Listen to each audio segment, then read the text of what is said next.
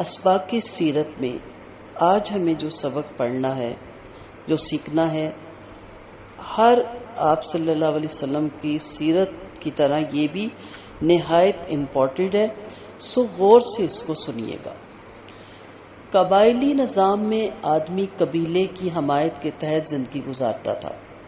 رسول اللہ صلی اللہ علیہ وسلم مکہ کے ابتدائی زمانے میں اپنے چچا ابو طالب کی حمایت میں رہے، جو قبیلہ بنو ہاشم کے سردار تھے۔ نبوت کے 10ویں سال ابو طالب کا انتقال ہو گیا۔ اس کے بعد قبائلی روایت کے مطابق ابو لہب قبیلہ بنو ہاشم کا سردار مقرر ہوا۔ اس نے آپ کی حمایت سے انکار کر دیا۔ اب آپ نے ارادہ کیا کہ کسی دوسرے قبیلے کی حمایت حاصل کر کے اپنا دعوتی کام جاری رکھے۔ اس غرض کے تحت آپ نے طائف کا سفر فرمایا۔ طائف مکہ کے جنوب مشرق میں 65 میل کے فاصلے پر ایک سرسبز و شاداب بستی تھی۔ وہاں آپ کے بعض رشتہ دار تھے، چنانچہ آپ اپنے خادم زید بن حارث کو لے کر طائف پہنچے۔ اس وقت وہاں کی آبادی میں 3 ممتاز سردار تھے، عبد اللیل، مسعود اور حبیب۔ آپ ان تینوں سے ملے مگر ہر ایک نے آپ کا ساتھ دینے اور آپ کی حمایت کرنے سے انکار کر دیا۔ ان میں سے ایک شخص نے کہا، خدا نے اگر تم کو رسول بنایا ہو تو میں کعبہ کا پردہ پھاڑ ڈالوں۔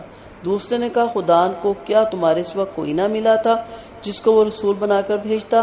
تیسرے نے کہا، خدا کی قسم میں تم سے بات ہی نہیں کروں گا۔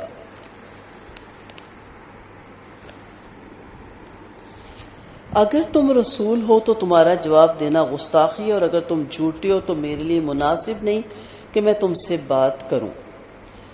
یہ سارے آپس میں آپ کو ان کا جو کلام ہوا سیرت ابن ہشام میں مل جائے گا۔ رسول اللہ صلی اللہ علیہ وسلم غمگین ہو کر واپس ہوئے، مگر ان لوگوں نے پھر بھی آپ کو نہ بخشا۔ انہوں نے بستی کے لڑکوں کو آپ کے پیچھے لگایا، وہ گالیاں اور پتھروں سے آپ کا پیچھا کرتے رہے۔ آپ کے خادم زید بن حارث نے اپنے کمبل سے آپ کو آڑ میں لینے کی کوشش کی، مگر وہ آپ کو بچانے میں کامیاب نہ ہو سکے اور آپ کا جسم لہولہان ہو گیا۔ بستی سے کچھ دور جا کر عتبہ اور شیبہ 2 بھائیوں کا انگور کا باغ تھا۔ یہاں پہنچتے پہنچتے شام ہوگی، آپ نے اس باغ میں پناہ لے لی۔ آپ زخموں سے چور تھے اور اللہ سے دعا کر رہے تھے کہ خدایا میری مدد فرما، مجھے تنہا نہ چھوڑ دے۔ عتبہ اور شیبہ دونوں مشرک تھے، مگر جب انہوں نے آپ کا حال دیکھا تو ان کو آپ کے اوپر رحم آ گیا۔ انہوں نے اپنے نصرانی غلام کو بلایا جس کا نام عداس تھا۔ انہوں نے اس سے کہا کہ ان انگوروں کے کچھ خوشے اور ان کو ایک برتن میں رکھ کر اس آدمی کے پاس جاؤ اور اس سے کہو کہ اسے کھا لے۔ عداس نے ایسا ہی کیا، وہ انگور لے کر آیا اور اس کو آپ صلی اللہ علیہ وسلم کے سامنے رکھ دیا اور کہا کہ یہ کھاؤ۔ آپ صلی اللہ علیہ وسلم نے جب اس کو اپنے ہاتھ میں لیا تو بسم اللہ کہا اور پھر کھایا۔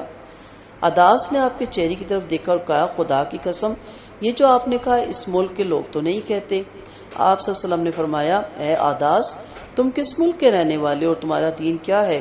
عداس نے کہا، میں نصرانی ہوں اور میں نینوا اور عراق یعنی عراق میں کا ایک شہر ہے اس میں رہنے والا ہوں۔ آپ صلی اللہ علیہ وسلم نے کہا، مرد صالح یونس بن متا کے شہر کے؟ عداس نے کہا، آپ کو کیسے معلوم ہے کہ یونس بن متا کون تھے؟ آپ صلی اللہ علیہ وسلم نے کہا، وہ میرے بھائی ہیں، وہ نبی تھے اور میں بھی نبی ہوں۔ یہ سن کر عداس نبی کریم صلی اللہ علیہ وسلم پر جھک پڑا اور آپ کے سر اور ہاتھ اور پاؤں چومنے لگا۔ عتبہ اور شعبہ اس منظر کو دیکھ رہے تھے۔ ایک نے دوسرے سے کہا، دیکھو اس شخص نے تمہارے غلام کو خراب کر دیا۔ عداس جب لوٹ کر آیا تو انہوں نے اس سے کہا، عداس تمہارا برا ہو، تم کو کیا ہوا کہ تم اس کے سر اور ہاتھ اور پاؤں چومنے لگے؟ عداس نے کہا، اے میرے آقا، زمین پر اس سے بہتر کوئی چیز نہیں۔ اس آدمی نے مجھ کو ایسی بات بتائی جس کو صرف ایک نبی جان سکتا ہے۔ تو انہوں نے کہا، اے عداس تمہارا برا ہو، وہ تم کو تمہارے دین سے پھیر نہ دے، کیونکہ تیرا دین اس کے دین سے بہتر ہے۔ خدا کے رسول کو ایک ہی سفر میں مختلف لوگوں سے 3 الگ الگ قسم کے سلوک کا تجربہ ہوا۔ ایک نے آپ کے اوپر پتھر پھینکے، دوسرے نے آپ کی ضیافت کی، تیسرے نے آپ کی نبوت کا اقرار کیا۔ اس واقعے میں بہت بڑا سبق ہے جو ہمیں اپنانا ہے۔ یہ آپ صلی اللہ علیہ وسلم کی سیرت ہے۔ ہمیں صرف پڑھ کے سبحان اللہ اور واہ واہ نہیں کرنا، ہمیں اسے اپنی زندگیوں میں لانا ہے۔ پریکٹیکل ہمیں ایسا ہونا ہے. یہ بھی آپ صلی اللہ علیہ وسلم کی سنت ہے جس سے ہمیں اپنی زندگیوں میں اپنانا ہے. یہ سبق ہے کہ اس دنیا میں امکانات کی کوئی حد نہیں، ہر وقت ممکن رہتی ہے ہر چیز. یہاں اگر چٹیل میدان ہے تو وہاں سایہ دار درخت بھی کھڑے ہوئے ہیں. دنیا کی زندگی میں کچھ لوگوں سے اگر برے سلوک کا تجربہ ہو تو آدمی کو مایوس نہیں ہونا چاہیے. آدمی اگر خود سچائی پر قائم رہے، وہ اپنے دل کو منفی جذبات سے بچائے تو ضرور اس کو اللہ کی مدد حاصل ہوگی. ایک قسم کے لوگ اگر اس کا ساتھ نہ دیں تو کچھ دوسرے لوگوں کے دل اس کے لیے نرم کر دیے جاتے ہیں. اور ہم کیا ہیں کہ اگر کسی نے ہماری بات نہیں سنی یا فیملی میں یا فرینڈز میں کوئی ہمیں پسند نہیں کرتا تو ہم کوڑ کوڑ کے اپنی صحت خراب کرتے ہیں. ان لوگوں کے لیے نکلیں جو سیکھنا چاہتے ہیں، ان لوگوں سے بات کریں جو آپ کی بات سننا چاہتے ہیں، ان لوگوں کو بتائیں جو جاننا چاہتے ہیں. بتائیں سب کو، لیکن کوئی اگنور کرتا ہے، کوئی آپ سے سائڈ پہ رہتا ہے، آپ کی بات نہیں سننا چاہتا یا آپ کو کوئی کرٹیسائز کرتا ہے. آپ بتائیں اس سے زیادہ سخت دن کسی پہ آیا ہوگا؟ حضرت عائشہ رضی اللہ عنہا نے آپ صلی اللہ علیہ وسلم سے پوچھا کہ آپ کی زندگی میں سب سے سخت دن کون سا تھا، تو آپ نے یہی واقعہ کیا پیش کہ طائف کا سفر میرے لیے سب سے زیادہ سخت تھا. کیا آپ کو کسی نے پتھر مارے ہیں؟ کیا آپ کو کسی نے گالیاں دی ہیں؟ کیا آپ لو لہان ہوئے؟ تو آپ صلی اللہ علیہ وسلم دیکھیں کتنی بڑی ہستی اللہ نے خاتم الانبیاء بنا کے بھیجا اور کتنی تکلیفیں اٹھا رہے ہیں دعوت کے کام میں، لیکن مایوس نہیں ہوتے اور اللہ سے کہتے ہیں اللہ میری مدد فرما. اگر آپ تفصیل سے اس واقعے کو پڑھیں تو ایک وقت حضرت جبرائیل علیہ السلام آ کے کہتے ہیں کہ اے نبی، اللہ نے کہا کہ پوچھیں، اگر آپ کہیں تو میں 2 پہاڑوں کے درمیان اس بستی کو کچل دوں. تو آپ نے کیا کہا؟ نہیں، اس میں سے انشاءاللہ اللہ نے چاہا تو ہدایت یافتہ لوگ بھی پیدا ہوں گے یا ان کو ہدایت بھی ملے گی. تو اس لیے آپ نبی کریم صلی اللہ علیہ وسلم کو اس کی سنت کو اپنائیں، سب سے اچھا معاملہ کریں. اگر کوئی نہیں سنتا تو کوئی سنے گا بھی، کوئی راضی نہیں ہوتا تو کوئی راضی بھی ہے. اگر آپ کو 80% لوگ پسند نہیں کرتے تو 30% کرتے بھی ہیں. ان کے لیے جیئیں نا جو آپ کو پسند کرتے ہیں، ان کے لیے جیئیں جو آپ کو سننا چاہتے ہیں.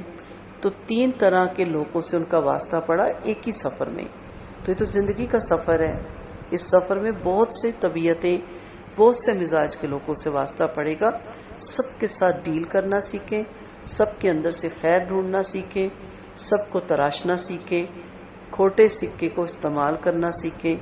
تو آپ کو پتہ چلے گا کہ ہر انسان کے اندر خیر ہے، ہر انسان اللہ سے ڈرتا ہے، صرف بھٹک گیا ہے، اس کو سمجھانے کی ضرورت ہے. اور اس کے لیے پھر آپ کو نبی کریم صلی اللہ علیہ وسلم کی سیرت اپنانے کی ضرورت ہے، ان کی سنتوں پہ چلنا ضروری ہے.